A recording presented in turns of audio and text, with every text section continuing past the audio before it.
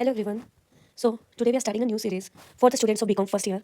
We are going to study financial accounting as per the syllabus of Himachal Pradesh University. Okay. So today we are targeting to cover first unit, and these topics are going to be covered in this first video of this series. Okay. So we are planning to study accounting as an information system, users of financial accounting information, and what are their needs. Apart from that, what are the qualitative characteristics of accounting information? So let's start today's lecture. अगर हम बात करें accounting की, तो ये एक information system की तरह आप इसको पढ़ सकते हो, क्योंकि इसमें भी ना डाटा को कलेक्ट किया जाता है, प्रोसेस किया जाता है, स्टोर किया जाता है और रिपोर्ट किया जाता है फाइनेंशियल इन्फॉर्मेशन को। ये वो वाली इन्फॉर्मेशन होती है जो डिसीजन मेकिंग के लिए क्रूशियल होती है वेरियस स्टेक होल्डर्स की। अगर हम बात करें इन्फॉर्मेशन सिस्टम की, तो अकाउंटिंग एक की रोल प्ले करता है सपोर्ट करने के लिए बिजनेस के ऑपरेशन और ऑर्गेनाइजेशन के मैनेजमेंट के लिए, क्योंकि ये प्रोवाइड करवाता है एक्यूरेट, टाइमली और रेलेवेंट फाइनेंशियल डाटा। ठीक है, अगर हम बात करें तो कि अकाउंटिंग कैसे फंक्शन करता है इन्फॉर्मेशन सिस्टम के बारे में, तो सबसे पहली बात आती है इनपुट डाटा कलेक्शन, है ना। तो इस स्टेज की हम बात करें तो फाइनेंशियल डाटा जो है वो कलेक्ट किया जाता है वेरियस सोर्सेज से इस इन्फॉर्मेशन सिस्टम में फिलअप करने के लिए। ओके, कैसे कैसे सोर्सेज होते हैं, तो होती है ट्रांजेक्शन, है ना, जैसे परचेज, सेल, रिसिप्ट, पेमेंट। तो ये जो इवेंट होते हैं ये एक सोर्स होता है इन्फॉर्मेशन की इनपुट का इस इन्फॉर्मेशन सिस्टम। इसके अलावा डॉक्यूमेंट जैसे bills, invoices, receipt, memos, purchase orders, bank statements, contract, ये सारे क्या है, ये डॉक्यूमेंट्स होते हैं जो इनपुट करते हैं डाटा को। इसके अलावा इंप्लॉय और एक्सटर्नल इनपुट्स भी होते हैं, जैसे टाइम शीट्स और इंप्लॉयज के पेरोल के रिकॉर्ड्स, वेंडर इन्फॉर्मेशन। तो ये सारी चीजें क्या डाटा को इनपुट करते हैं। अब जो ये डाटा जो हमारे पास रॉ डाटा आता है उसकी प्रोसेसिंग होती है। ठीक है, क्योंकि कोई भी टिपिकल अगर आप इन्फॉर्मेशन सिस्टम देखो तो उसके ना ये कंपोनेंट रहता है, उसमें एक इनपुट रहती है, फिर प्रोसेसिंग रहती है, फिर इसके अलावा एक स्टोरेज होती है। ठीक है, उसके कुछ आउटपुट रहते हैं और फिर उस आउटपुट को कम्युनिकेट भी किया जाता है। ठीक है, तो इसमें अगर आप बात करें प्रोसेसिंग की, तो इसमें प्रोसेसिंग अलग अलग तरीके की होती है। ठीक है, पहली प्रोसेसिंग होती है इसमें रिकॉर्डिंग की। ठीक है, तो अगर हम बात करें अकाउंटिंग इन्फॉर्मेशन सिस्टम की, तो इसमें जो रिकॉर्डिंग होती है, जैसे आप जानते होंगे कि इसमें जर्नल्स होते हैं, डबल एंट्री बुक कीपिंग का यूज करते हैं, क्रोनोलॉजिकली सारा डाटा जो है एक जगह पे एकत्रित करते हैं। डेबिट और क्रेडिट सिस्टम का इसमें यूज होता है। इसके बाद डाटा को रिकॉर्ड करने के बाद उसको क्लासिफाई किया जाता है प्रोसेसिंग के लिए, जिसमें आप देखोगे कि उनको डाटा को स्पेसिफिक अकाउंट्स में डाल देते हैं, जैसे लेजर होते हैं जिसमें एसेट, लायबिलिटी, इक्विटी, रेवेन्यू सबके अलग अलग अकाउंट्स होते हैं। ठीक है, इसके बाद डाटा को समराइज भी किया जाता है, उसकी एक सारांश निकाला जाता है फाइनेंशियल स्टेटमेंट्स के थ्रू, जैसे बैलेंस शीट, इनकम स्टेटमेंट और कैश फ्लो स्टेटमेंट। ठीक है, इसके बाद अगर हम अकाउंटिंग इन्फॉर्मेशन सिस्टम की स्टोरेज की बात करें तो उसमें डाटा रिपोजिटरी होती है। ठीक है, अकाउंटिंग रिकॉर्ड्स के रूप में डाटा को फिजिकल और डिजिटल फॉर्मेट्स के तौर पे सेव किया जाता है। ठीक है, जो नॉर्मल डाटा रिपोजिटरीज होती है वो टिपिकली उसमें जर्नल लेजर होते हैं, या फिर जिसमें कि सारा डाटा का एक कंप्लीट रिकॉर्ड के रूप में रखा जाता है, या फिर एक सब्सिडी लेजर्स होते हैं, जैसे कि जिसमें स्पेसिफिक एरिया के रिलेटेड जो है वो डिटेल रिकॉर्ड रखा जाता है, जैसे account receivable, account payable, inventory. इसके अलावा आज के टाइम पे अकाउंटिंग सॉफ्टवेयर भी आ गए, जैसे क्विक बुक्स, ओरेकल और एसएपी। ठीक है, तो ये डाटा के स्टोरेज की बात होगी। इसके अलावा आउटपुट या इन्फॉर्मेशन रिपोर्टिंग। ठीक है, तो जो हमारी इन्फॉर्मेशन रिपोर्टिंग होती है वो होती है फाइनेंशियल स्टेटमेंट्स के रूप में, जैसे income statement, balance sheet, statement of cash flow. इसके अलावा मैनेजमेंट रिपोर्ट्स जो कि मैनेजमेंट के लिए बनाई जाती है, जैसे बजट होते हैं, वेरियस रिपोर्ट्स होती हैं, या फोरकास्ट होते हैं, परफॉर्मेंस मैट्रिक्स होते हैं। इसके अलावा टैक्स रिटर्न्स भी इसका एक आउटपुट है ना, कि टैक्स कितना भरा जाएगा उसके बारे में जो जानकारी देते हैं। इसके अलावा ऑडिट रिपोर्ट होते हैं जो कि क्या है, हमारे चार्टर्ड अकाउंटेंट्स के द्वारा बनाई जाती है, जो कि इंडिपेंडेंट रिव्यू देते हैं हमारी फाइनेंशियल सिस्टम्स की एक्यूरेसी और इंटीग्रिटी के बारे में। ठीक है, इसके बाद फीडबैक और कंट्रोल भी इसका एक हिस्सा है। ठीक है, फीडबैक होता है कि जो भी हमारे पास आउटपुट आया उसके बारे में क्या है, उसकी इंटरप्रिटेशन देना, और जो बाद में इनपुट बनेगी नेक्स्ट स्टेज के लिए। ठीक है, तो फीडबैक मैकेनिज्म की बात करें तो हमारे यहाँ वेरियस कंट्रोल्स होते हैं अकाउंटिंग इन्फॉर्मेशन सिस्टम की तरफ, जिसमें इंटरनल कंट्रोल्स भी आते हैं, जैसे कि ये इंश्योर किया जाता है कि डाटा एक्यूरेटली रिकॉर्ड किया जाए और फ्रॉड को मिनिमाइज किया जाए। इसके अलावा बजटिंग भी एक मैनेजमेंट के हाथ में टूल होता है, जिसमें वो कंपेयर करते हैं एक्चुअल परफॉर्मेंस को बजटेड फिगर्स के साथ, और फिर क्या है एडजस्टमेंट की जाती है काम में। ओके, इसके अलावा ऑडिट्स भी एक रेगुलर चेक की तरह काम करता है, क्योंकि चार्टर्ड अकाउंटेंट्स क्या वेरीफाई करते हैं फाइनेंशियल स्टेटमेंट्स की एक्यूरेसी और रिलायबिलिटी को। इसके अलावा कम्युनिकेशन जो इसका एक लास्ट कंपोनेंट है, कि हम जो जानकारियां उन्हें कम्युनिकेट किया जाता है वेरियस यूजर्स को, उन्हें बताया जाता है फाइनेंशियल हेल्थ और परफॉर्मेंस के बारे में। ठीक है, इंटरनल कम्युनिकेशन की अगर बात की जाए तो मैनेजमेंट और एम्प्लॉइज को डिसीजन बनाने, कॉस्ट को कंट्रोल करने और परफॉर्मेंस टारगेट को सेट करने के लिए जानकारी प्रोवाइड करवाई जाती है। इसके अलावा जो एक्सटर्नल कम्युनिकेशन होती है, जो हमारे एक्सटर्नल पार्टीज होती है बिजनेस की, जैसे इन्वेस्टर्स, क्रेडिटर और रेगुलेटरी अथॉरिटीज, जैसे टैक्स अथॉरिटीज, गवर्नमेंट, तो उनको जानकारी प्रोवाइड करवाई जाती है। अब एक इंपॉर्टेंट हिस्सा है हमारे अकाउंटिंग इन्फॉर्मेशन सिस्टम का टेक्नोलॉजी के द्वारा, जो कि क्या है, इसमें लगातार बदलाव लेके आ रही है, इससे एफिशिएंट, एक्यूरेट और रिलायबल बनाती जा रही है। ठीक है, अगर हम बात करें अकाउंटिंग इन्फॉर्मेशन की, तो इसमें इन्फॉर्मेशन टेक्नोलॉजी के द्वारा ऑटोमेशन आजकल आ रही है, डाटा एंट्री, रिकंसाइलेशन और रिपोर्ट जनरेशन जैसे काम क्या है ऑटोमेट हो गया है। ठीक है, इसके अलावा इंटीग्रेशन, इंटीग्रेशन मतलब ज्वाइनिंग, है ना, तो जैसे इंटर ऑर्गेनाइजेशनल और इंटर ऑर्गेनाइजेशनल जो इन्फॉर्मेशन है उससे क्या है कि और सीमलेसली और स्मूथली इंटीग्रेट किया जा रहा है। ठीक है, enterprise resource planning, supply chain management और कस्टमर रिलेशनशिप मैनेजमेंट, इसके कुछ उदाहरण। इसके अलावा क्लाउड बेस्ड सोल्यूशन आ गया, जिसमें आप रियल टाइम के फाइनेंशियल डाटा को एक्सेस कर सकते हो और कोलैबोरेट कर सकते हो इससे मल्टीपल लोकेशंस में। इसके अलावा डाटा एनालिटिक्स, जो जानकारी होती है उनके बारे में इंसाइट्स, आगे की प्रेडिक्शंस, फोरकास्ट, डिसीजन मेकिंग के लिए सपोर्ट क्या है आजकल टेक्नोलॉजी प्रोवाइड करवा रही है। ठीक है, अब बात करें अगर हम बेनिफिट्स की, तो अकाउंटिंग इन्फॉर्मेशन सिस्टम के फायदे कई सारे होते हैं। ठीक है, अकाउंटिंग के इन्फॉर्मेशन सिस्टम के बारे में ये जो यहाँ पे 4 बेनिफिट लिखे हैं, बट आई एम एक्सपेक्टिंग कि after listening to these 4 points you people will run your creativity and atleast make these at 10 to 15 points. Okay, because paper के हिसाब से आपको मैक्सिमम पॉइंट्स लिखने होते हैं। ठीक है, तो बेनिफिट्स की बात करें तो आपको इससे डिसीजन मेकिंग इंप्रूव होती है। ठीक है, फाइनेंशियल डाटा क्योंकि मैनेजमेंट को हेल्प करता है कि हम हमारे जो डिसीजन हो वो ज्यादा बेटर तरीके से लिया जाए। इसके अलावा रेगुलेटरी कंप्लायंस भी होते हैं, क्योंकि जैसे टैक्स अथॉरिटीज होती है और गवर्नमेंट्स होते हैं, तो वो क्या चाहते हैं कि चीजें रूल के हिसाब से चले। ठीक है, तो अकाउंटिंग इन्फॉर्मेशन सिस्टम ये भी इंश्योर करता है कि हमारा जो बिजनेस है वो टैक्स लॉ और बाकी अदर लॉज के अकॉर्डिंग काम करे। इसके अलावा एफिशिएंसी, ठीक है, ऑटोमेशन और इंटीग्रेशन प्रोसेस ने आजकल मैनुअल एरर्स को कम कर दिया है और टाइम स्पेंड जो होता है अकाउंटिंग टास्क में वो बहुत कम हो गया है। इसके अलावा ट्रांसपेरेंसी एंड अकाउंटेबिलिटी, जो भी ट्रांजेक्शन होती है और जो भी बिजनेस में एक्टिविटीज होती हैं वो वेल ऑर्गेनाइज हो जाती हैं, और इससे क्या है कि ट्रांसपेरेंसी और अकाउंटेबिलिटी क्या ऑर्गेनाइजेशन में बढ़ जाती है। ठीक है, नाउ हम बात करते हैं कि फाइनेंशियल अकाउंटिंग इन्फॉर्मेशन की कौन कौन से यूजर्स हैं। This is your second topic, है ना, और इसके अलावा उनकी क्या क्या जरूरत है। ठीक है, तो जो फाइनेंशियल अकाउंटिंग क्या है ये wide range of stakeholders क्या है, इसकी इन्फॉर्मेशन पर रिलाई करते हैं, ठीक है, अपने डिसीजन बनाने के लिए। ऑर्गेनाइजेशन की जो फाइनेंशियल हेल्थ है उसके बारे में वो जानते हैं, और फिर जो अपनी नेक्स्ट डिसीजन है वो अक्सर इस फाइनेंशियल इन्फॉर्मेशन के बेस पे लेते हैं, ठीक है। अगर हम इसमें बात करें तो सबसे पहला मैं आपको बता दूं कि जो यूजर्स हैं हमारे अकाउंटिंग इन्फॉर्मेशन की, आप उनको ब्रॉडली दो तरीके से क्लासीफाई वैसे कर सकते हो, एक अपने इंटरनल यूजर्स और एक एक्सटर्नल यूजर्स, ठीक है। सबसे पहले जैसे हम मैनेजमेंट के बारे में पढ़ते हैं तो ये एक इंटरनल यूजर है, ठीक है। उसकी क्या क्या जरूरत होती है, वो अकाउंटिंग इन्फॉर्मेशन से अच्छे डिसीजन बनाना चाहते हैं, उन्हें बहुत से डिसीजन लेने होते हैं ऑपरेशन के बारे में, इन्वेस्टमेंट के बारे में, फाइनेंसिंग के बारे में। इसके अलावा परफॉर्मेंस को वो इवैल्यूएट करना चाहते हैं, वो जानना चाहते हैं कि जो उन्होंने टारगेट सेट किए थे उसके अकॉर्डिंग हमारी प्रॉफिटेबिलिटी, हमारी लिक्विडिटी और हमारी जो सॉल्वेंसी है, सॉल्वेंसी का मतलब होता है कि हमारा क्या है, जो डेट को दे पाने की जो हमारी क्षमता है, और लिक्विडिटी का मतलब होता है कि शॉर्ट टर्म डेट को दे पाने की जो हमारी क्षमता है, ठीक है। तो उसके बारे में ये परफॉर्मेंस को इवैल्यूएट करते हैं, प्रॉफिटेबिलिटी को देखना चाहते हैं कि हमारी परफॉर्मेंस कैसे है। इसके अलावा बजटिंग और फोरकास्टिंग है ना, तो फाइनेंशियल डेटा का यूज करके जो मैनेजर्स होते हैं वो बजट को सेट करते हैं और फाइनेंशियल परफॉर्मेंस के साथ उसको कंपेयर करते हैं, ठीक है। और इसके अलावा फ्यूचर के बारे में प्लानिंग भी करना चाहते हैं, वो कॉस्ट को कंट्रोल करना चाहते हैं, कॉस्ट कटिंग अपॉर्चुनिटीज के बारे में फाइनेंशियल अकाउंटिंग इन्फॉर्मेशन से देखते हैं और इंश्योर करते हैं कि जो भी उनके रिसोर्सेज हो उनका बेस्ट यूज हो कर पाए। एक एक्सटर्नल यूजर के रूप में आपको इन्वेस्टर्स भी देखने को मिलते हैं। इन्वेस्टर्स की क्या क्या जरूरत होती है, उनके डिसीजन था ना, वो इन्वेस्टमेंट से रिलेटेड वो इवैल्यूएट करना चाहते हैं कि कंपनी की प्रॉफिटेबिलिटी क्या है, उसकी ग्रोथ पोटेंशियल क्या है और ओवरऑल फाइनेंशियल हेल्थ कैसी है, ताकि वो डिसाइड कर पाए कि वो अंत में क्या वो वहाँ पे इन्वेस्ट करना भी चाहते हैं या नहीं। वो जानना चाहते हैं कि उनकी रिटर्न ऑन इन्वेस्टमेंट क्या होगी या क्या है। इन्वेस्टर इंटरेस्टेड है कि वो देखना चाहते हैं कि उनकी इन्वेस्टमेंट के ऊपर उन्हें क्या रिटर्न मिल रहा है, डिविडेंड्स के रूप में और कैपिटल एप्लीकेशन के रूप में। इसके अलावा रिस्क असेसमेंट, ठीक है, वो जानना चाहता है कि उनकी इन्वेस्टमेंट कितने रिस्क में है, अर्थात वो जानना चाहता है कि कितनी उनकी रिटर्न की फ्लक्चुएट होने के चांसेस हैं, ठीक है। इसके लिए वो देखते हैं कंपनी के डेट के क्या लेवल है, प्रॉफिटेबिलिटी के क्या ट्रेंड है, ठीक है, प्रॉफिटेबिलिटी का ट्रेंड क्या है, ऊपर की तरफ जा रहा है या फिर धीरे धीरे ये क्या है और घटता जा रहा है, ठीक है। इसके अलावा लिक्विडिटी कैसी है कंपनी की, तो ये सारी चीजें एक इन्वेस्टर करना चाहता है, ठीक है। इसके बाद हम बात करेंगे क्रेडिटर्स की। क्रेडिटर्स जिन्होंने कंपनी को लोन दिया होता है, इसमें हमारे लेंडर्स आ जाते हैं, ठीक है, बैंक्स आ जाते हैं, सप्लायर्स भी कई बार हमारे क्रेडिटर बन के आते हैं। वो क्या स्टडी करना चाहते हैं, वो देखना चाहते हैं क्रेडिट वर्दीनेस है कंपनी की, वो देखना चाहते हैं कि अकाउंटिंग इन्फॉर्मेशन के थ्रू इवैल्यूएट कर पाए वो कि क्या ऑर्गेनाइजेशन कैपेबल है रिपे करने के लिए लोन्स को कि नहीं। वो डिफॉल्ट के रिस्क को भी पहले से देखना चाहते हैं, वो इंसाइट लेना चाहते हैं कि ऑर्गेनाइजेशन की हिस्ट्री कैसी रही है, लिक्विडिटी और सॉल्वेंसी के बारे में। और क्रेडिटर्स क्या जानना चाहते हैं कि डिफॉल्ट के क्या कोई चांसेस है कि नहीं। इसके अलावा लॉन्ग टर्म लोन टर्म था ना, तो फाइनेंशियल डाटा को स्टडी करके वो जान पाते हैं कि उनका रिस्क कैसा है और इंटरेस्ट रेट, लोन अमाउंट और रिपेमेंट शेड्यूल के ऊपर क्या है एक फैसला ले पाते हैं, है ना। वो स्टडी करने के लिए कंपनी की फाइनेंशियल स्टेबिलिटी को है। इसके बाद एम्प्लॉयज भी इंटरनल यूजर होते हैं, ठीक है। एम्प्लॉयज इसको फाइनेंशियल अकाउंटिंग इन्फॉर्मेशन को स्टडी करते हैं। सबसे पहले वो अपनी जॉब सिक्योरिटी के बारे में जानना चाहते हैं, वो जानना चाहते हैं कि कंपनी का फाइनेंशियल स्टेबल है कि वो उनकी जॉब सिक्योरिटी प्रोवाइड करवा पाए और उनकी करियर की ग्रोथ से रिलेटेड क्या है, उन्हें एक अच्छा स्कोप देख पाए। वो देखना चाहते हैं कि जो उनके वेजेस और बेनिफिट्स है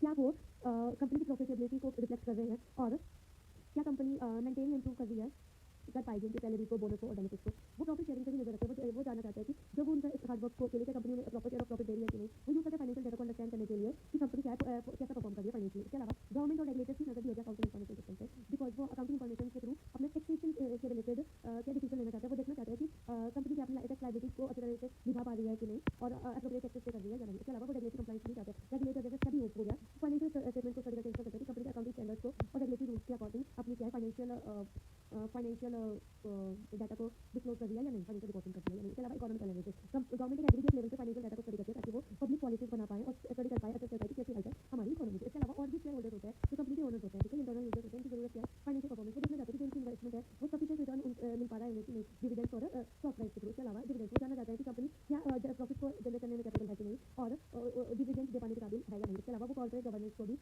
के लिए भी कैसे यूज करते हैं, वो ट्रांसपेरेंसी चाहते हैं कि उनकी इन्वेस्टमेंट को कैसे कैसे यूटिलाइज किया जा रहा है। वो अकाउंटेबिलिटी भी चाहते हैं कि कौन उनके जो है इन्वेस्टमेंट को यूज कर रहा है और मैनेजमेंट इन रिसोर्सेज को कहाँ पे एलोकेट कर रही है और कैसे ये कंपनी की फाइनेंशियल परफॉर्मेंस को इम्पैक्ट करे। इसके अलावा पोटेंशियल बिजनेस पार्टनर्स भी स्टडी करते हैं अकाउंटिंग इन्फॉर्मेशन को, जो एक्वायर करना चाहते हैं या जॉइंट वेंचर पार्टनर्स बनना चाहते हैं। वो सबसे पहले उनकी नीड होती है कि वो देखना चाहते हैं कि बिजनेस वायबल है कि नहीं। वो कोई भी पर्सन अगर पार्टनरशिप में किसी भी कंपनी के साथ आना चाहता है तो वो उसकी फाइनेंशियल स्टेटमेंट को स्टडी करेगा और देखेगा कि उसकी हेल्थ और वायबिलिटी कैसी है और क्या उसके साथ बिजनेस करना लॉन्ग टर्म के लिए सही रहेगा कि नहीं। वो स्ट्रेटेजिक फिट भी देखना चाहता है। फॉर एग्जाम्पल की वो देखना चाहते हैं कि कॉम्पिटिशन में जो एक मर्ज एक नई एंटिटी उभर के आएगी क्या वो उनके लिए फायदेमंद रहेगी कि नहीं। वो देखना चाहते हैं कि कंपनी की फाइनेंशियल पोजीशन क्या उनके बिजनेस गोल्स और स्ट्रेटेजीज के साथ अलाइन हो रही है कि नहीं। इसके अलावा वो नेगोशिएट करने के लिए भी नेसेसरी इन्फॉर्मेशन को रिसीव करते हैं, जैसे प्रॉफिट शेयरिंग, इक्विटी स्टेक्स और कौन-कौन सी टर्म्स पे पार्टनरशिप की जाएगी। इसके अलावा ऑडिटर्स भी स्टडी करते हैं अकाउंटिंग इन्फॉर्मेशन को, क्योंकि उनका काम ही होता है वेरीफाई करना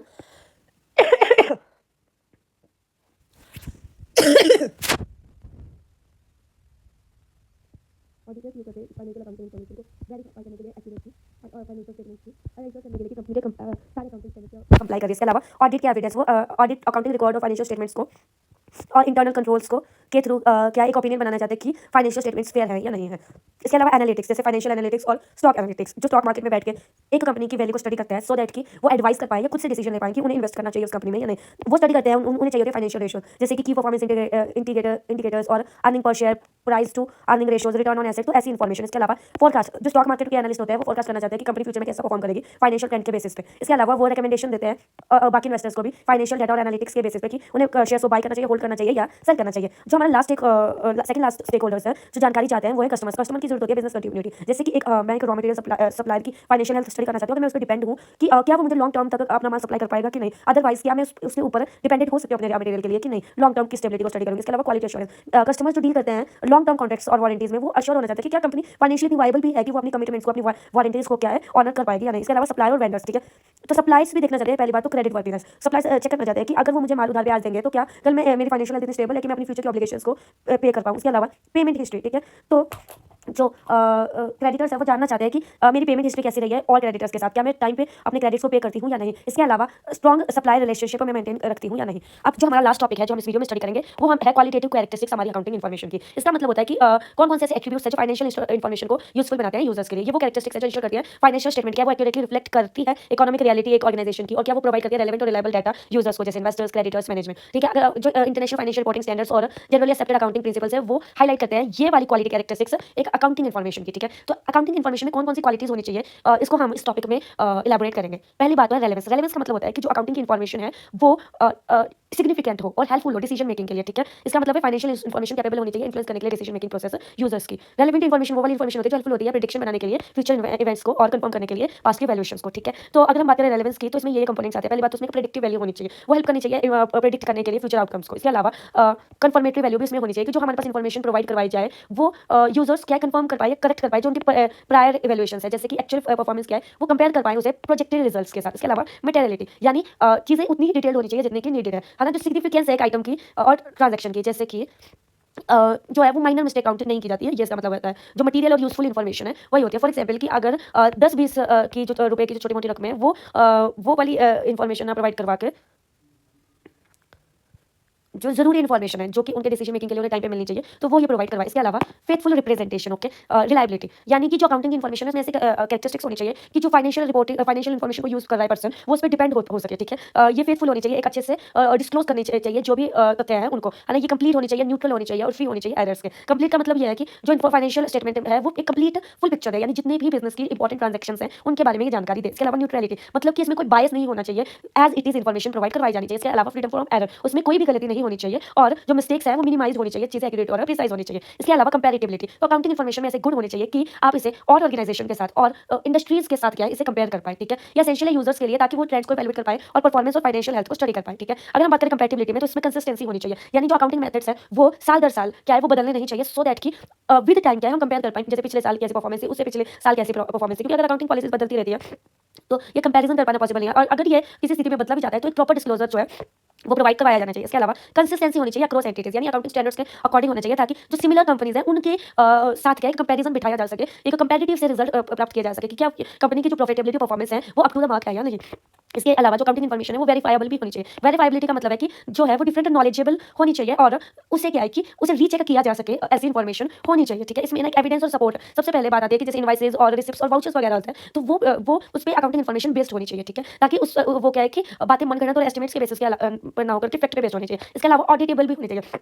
अकाउंटिंग इन्फॉर्मेशन ऐसी होनी चाहिए जो ऑडिटर के द्वारा ऑडिट की जा सके और ऑडिटर के द्वारा इसकी एक्यूरेसी को और रिलायबिलिटी को इंश्योर किया जा सके। इसके अलावा timeliness, it is said that कि इन्फॉर्मेशन जो लेट दी जाती है वो इन्फॉर्मेशन ना दी जाने के बराबर होती है। इन्फॉर्मेशन जब आउटडेट हो जाती है वो अपनी रेलेवेंस को क्योंकि लूज कर देती है। तो अकाउंटिंग इन्फॉर्मेशन का ये गुण होना चाहिए कि वो अप टू डेट होनी चाहिए, ठीक है, जो लेटेस्ट होनी चाहिए टाइम के अकॉर्डिंग प्रेजेंट इन्फॉर्मेशन होते हैं। इसके अलावा जो डिलेज है वो क्या है अवॉइड किए जाने चाहिए ताकि वो हमारी डिसीजन मेकिंग के स्मूथली चले और वो हिंडर ना। उसके अलावा अंडरस्टैंडेबिलिटी मतलब जो अकाउंटिंग की इन्फॉर्मेशन है वो क्या है कि वो समझे जाने योग्य होनी चाहिए, वो सिंपल होनी चाहिए, क्लियर कंसाइज होनी चाहिए और कॉम्प्रिहेंसिबल भी होनी चाहिए। अकाउंटिंग इन्फॉर्मेशन में पहली बात तो क्लैरिटी होनी चाहिए, चीजें लॉजिकल मैनर में प्रेजेंट की जानी चाहिए ताकि कोई भी कंफ्यूजन ना हो अकाउंटिंग इन्फॉर्मेशन के यूजर को। इसके अलावा सिंप्लीफिकेशन, ठीक है, चीजें समराइज की जानी चाहिए और ऐसे कैरेक्टराइज की जानी चाहिए कि इफेक्टिवली क्या है इन्फॉर्मेशन को पास ऑन किया जाए और कोई भी ओवरवेलमिंग ना हो वो इन्फॉर्मेशन यूजर्स के लिए, ठीक है। तो ये क्वालिटी की कैरेक्टरिस्टिक्स है अकाउंटिंग इन्फॉर्मेशन की, वो रेलेवेंट होनी चाहिए, रिलायबल होनी चाहिए, कंपेरेबल होनी चाहिए, वेरीफाइबल होनी चाहिए, टाइमली प्रोवाइड की जाए और अंडरस्टैंडेबल होनी चाहिए। इसके अलावा अगर बात करें एनहेंसिंग क्वालिटी के कैरेक्टरिस्टिक्स, तो अगर हम क्वालिटी के कैरेक्टरिस्टिक्स को एनहेंस करना चाहते हैं तो अकाउंटिंग स्टैंडर्ड्स जैसे कि आईएफआरएस, गैप, जो वो वेरियस गाइडलाइन प्रोवाइड करवाते हैं कि कैसे से प्रिपेयर, प्रेजेंट और disclose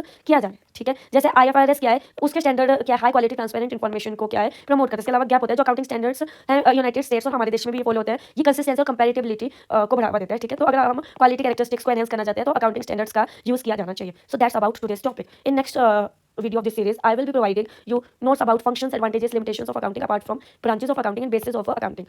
So this class is over.